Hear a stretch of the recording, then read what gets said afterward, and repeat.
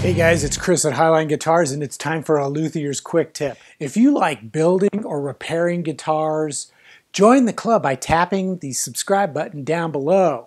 And together, we can take your luthier skills to a whole new level. In this episode, I'm going to expand upon what I've been talking about in the last couple of Luthier's Quick Tips videos, which is ideas that you can put to work in order to help establish a business where you would either be building or repairing guitars. And I'm trying to share with you some of the experiences I've had in the past and things that I know work, as well as some of the things that I know don't work, because knowing that can save you a lot of time.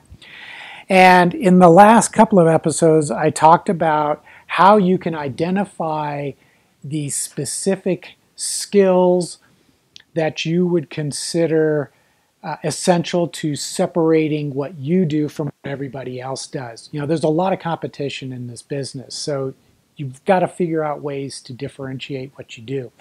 And I also talked about how you can write up your own mission statement. And really what that is a document which you can use to keep focused on exactly what it is you do and what separates you from everybody else. Now, what I want to start talking about in this episode is how you can start to promote your business and bring customers in. And I'm going to try to keep these quick tips simple. So this week's quick tip is don't think outside the box.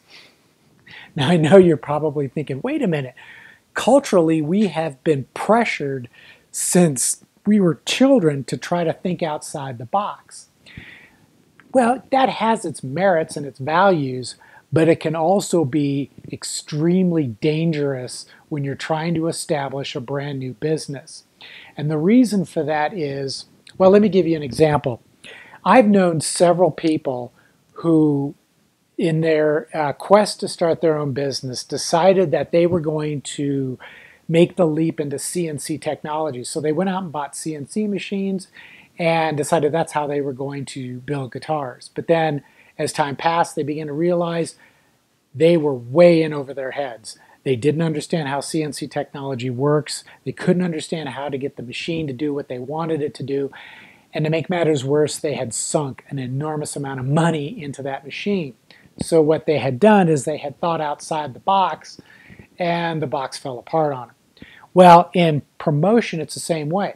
There are so many different ways that you can promote your business and bring in customers, but if you're not careful, you could end up wasting a huge amount of time and spending a great deal of money and not really getting any benefit from it.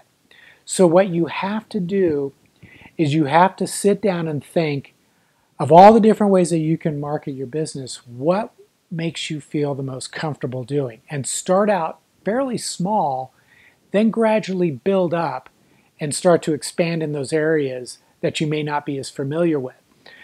Now, as I said, there are a lot of different ways that you can promote your business. You know, in the old days, the way we did it was you could show up at a venue where musicians perform and hand out business cards or a flyer or a postcard or something like that.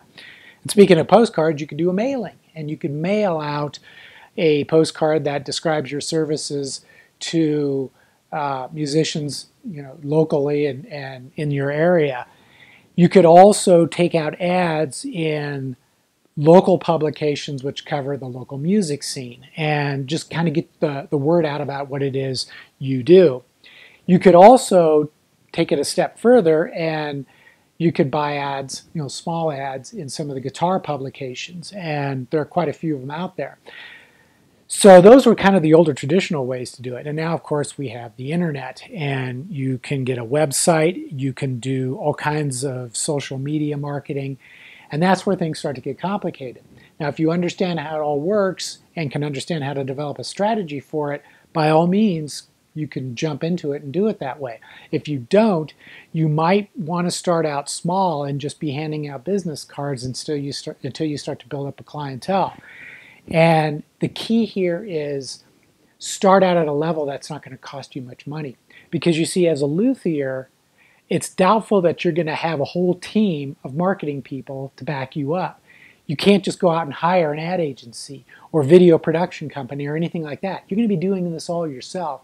So you need to be able to do what you understand and can actually execute yourself.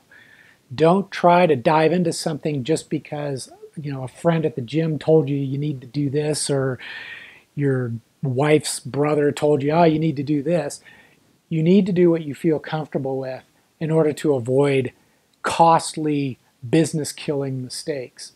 And then you can slowly grow it out as you either start making more money, can hire people, or as you start to get the time you need to learn how to do some of the things that you'd like to be able to do to market your business. So that's this week's quick tip. Don't think outside the box. Play it safe at the beginning, and you'll be glad you did. So until the next episode, take care and we'll see you soon.